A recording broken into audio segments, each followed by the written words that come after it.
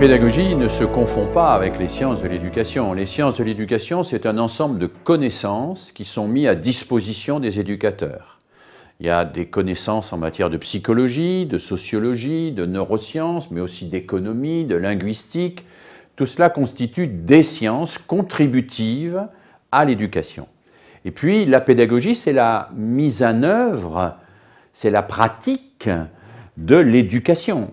C'est donc un engagement de l'éducateur qui doit prendre en compte, bien sûr, toutes ces connaissances qui sont là pour l'éclairer, mais aussi des finalités, c'est-à-dire une certaine conception de l'homme et de la société vers laquelle il veut se diriger, les priorités qu'il se donne, et puis les outils dont il dispose.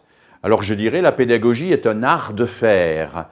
Un art de faire, c'est un art d'accompagner l'enfant, de l'accompagner en lui transmettant des savoirs et en l'émancipant en même temps de celui qui les lui transmet pour qu'il se fasse œuvre de lui-même, comme le disait Pestalozzi, pour qu'il puisse penser par lui-même et pour qu'il puisse penser avec d'autres aussi. Et cela, c'est un vrai défi et ça demande une inventivité permanente de la part des praticiens. Au moment où l'éducation nouvelle est apparue, à la fin du XIXe et au début du XXe siècle, régnait sur l'Europe une pédagogie extrêmement sévère, une pédagogie noire qui utilisait massivement la sanction, la répression. Et les militants de l'éducation nouvelle ont voulu faire exploser tout cela, se révolter contre cela. Ils ont donc affirmé la nécessité du respect de l'enfant. L'enfant est une personne, et une personne de même nature que l'adulte, disait Célestin Freinet. Mais derrière ce mot « respect de l'enfant », il peut y avoir plusieurs significations possibles. Il y en a au moins deux. Respecter l'enfant, ça peut vouloir dire respecter l'enfant tel qu'il est, prendre l'enfant tel qu'il est, et puis le laisser se développer en fonction de ses aptitudes innées et de ses conditionnements sociaux, en fonction de ce qu'il aura découvert dans son berceau et de ce qu'il aura acquis dans sa famille, ou bien donner au contraire à l'enfant les moyens de dépasser cela, les moyens de s'affirmer lui-même, les moyens de se construire lui-même en assumant ce qu'il est, mais en choisissant à la fois sa vie, les savoirs sur lesquels il va s'engager, la profession qu'il va occuper, et puis, bien évidemment, la société dans laquelle il va vivre. Donc c'est former un citoyen et non pas se contenter d'admirer béatement une espèce de fleur qui s'épanouirait toute seule. Il n'y a pas d'autre méthode que la méthode active.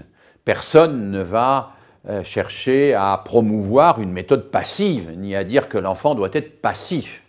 Tout le problème, c'est quelle activité et comment le rendre actif. Alors la première chose, c'est qu'il ne faut pas confondre l'activité et l'agitation. On peut avoir une classe extrêmement bourdonnante où les enfants se lèvent en permanence, font des tas de choses, mais où en réalité il n'y a pas d'activité dans la tête. Il n'y a pas véritablement de pensée qui se développe. Et à l'inverse, on peut avoir une classe très calme dans laquelle il y a une pensée, il y a des enfants qui sont remués dans leurs préjugés et qui accèdent à des connaissances nouvelles. Donc la méthode authentiquement active, c'est la méthode intellectuellement active. Alors nous savons que pour l'enfant, dans son développement, pour être intellectuellement actif, il faut d'abord qu'il passe par un stade qui est d'être physiquement actif. Et nous savons qu'il faut articuler l'activité intellectuelle sur l'activité physique, le faire fabriquer pour qu'il apprenne à se concentrer, qu'il apprenne à comprendre comment on fait.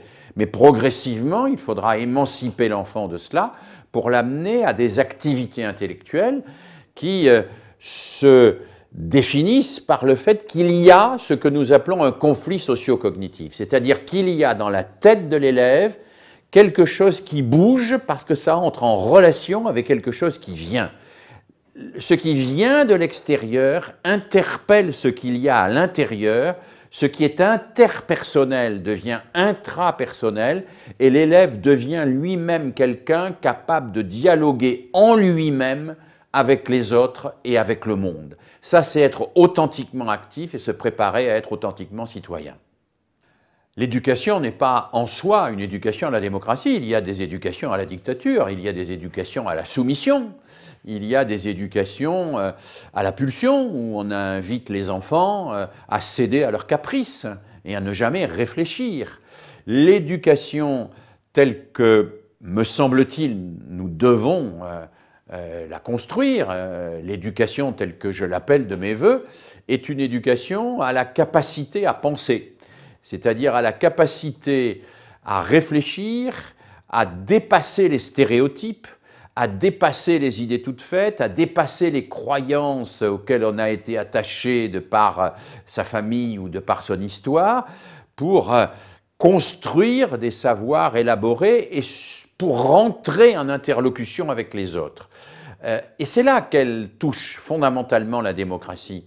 La démocratie, c'est l'élaboration du bien commun, c'est la recherche du bien commun et non pas la somme des intérêts individuels. C'est donc la capacité à dialoguer, c'est donc la capacité à non pas simplement juxtaposer les personnes les unes à côté des autres, mais à leur permettre ensemble de sortir chacune d'elles-mêmes pour entrer en relation avec d'autres et créer quelque chose qui dépasse la simple juxtaposition des individus. C'est compliqué d'apprendre la démocratie parce que la démocratie, c'est le renoncement à sa toute-puissance personnelle, c'est le renoncement à chercher toujours son propre intérêt, c'est le renoncement à l'immédiateté, au fait d'avoir du plaisir tout de suite. C'est le fait de se projeter dans le futur et de se poser la question du bien commun. Je ne suis qu'une partie du tout et je me place du point de vue du tout. L'école doit progressivement apprendre à l'élève à se placer du point de vue du tout, à se vivre non plus seulement comme le centre du monde, non plus du tout comme le centre du monde, mais comme un être en relation avec sa famille, avec son quartier, avec sa région, avec son pays, avec toute la planète. L'éducation doit montrer à l'élève que la solidarité n'est pas simplement une valeur, c'est aussi un fait. Nous sommes solidaires sur la surface de cette terre, et cette solidarité, l'école doit l'apprendre, et nous l'apprenons par la coopération, nous l'apprenons, et c'est la formation même à la démocratie. Nos démocraties peuvent être menacées. Nous les voyons aujourd'hui menacées par la montée du consumérisme, de la consommation acharnée qui fait que la vie est tout entière tournée vers la consommation. Nous la voyons aussi menacée par la montée du populisme, c'est-à-dire d'idées simples, faciles, qui sont mises sur la place publique et qui ne permettent pas de comprendre le monde, mais qui permettent de manipuler les foules. Nous la voyons menacée par le fait que toute une machinerie politique et commerciale manipule les individus en utilisant leurs pulsions, en utilisant les instincts de ce que nous appelons le corps primaire, la peur par exemple, la peur d'être agressé par l'autre, hein. Eh bien l'école doit apprendre que toutes ces pulsions du corps primaire, toutes ces peurs, tout cela peut être vaincu, tout cela peut être travaillé et on doit pouvoir le mettre à distance pour non pas se replier sur soi, non pas pour vivre manipulé par des slogans, mais pour être dans un collectif capable de réfléchir sur l'intérêt commun. Et je crois que l'école a un rôle fondamental par rapport à la montée de la publicité, par rapport à la montée du populisme, par rapport à la montée de l'accélération permanente qui empêche de réfléchir. Elle a ce rôle essentiel qui fait qu'on réfléchit pour penser, et pour penser en profondeur, pas pour se laisser aller à une réaction spontanée et immédiate qui donne souvent lieu à la violence contre les autres et parfois contre soi. La caractéristique de l'humain par rapport à toutes les autres espèces vivantes, c'est qu'il vient au monde infiniment démuni. L'enfant ne sait rien quand il naît. Il ne peut pas survivre lui-même. Nous devons lui transmettre la mémoire de tout ce que cette espèce humaine a construit et a vécu.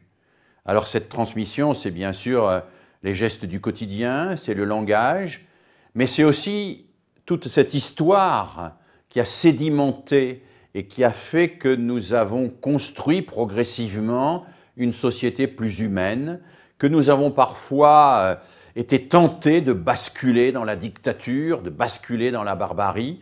Et pour que nos enfants ne soient pas tentés eux-mêmes de revenir à la dictature et à la barbarie, ils ont besoin d'être confrontés à cela.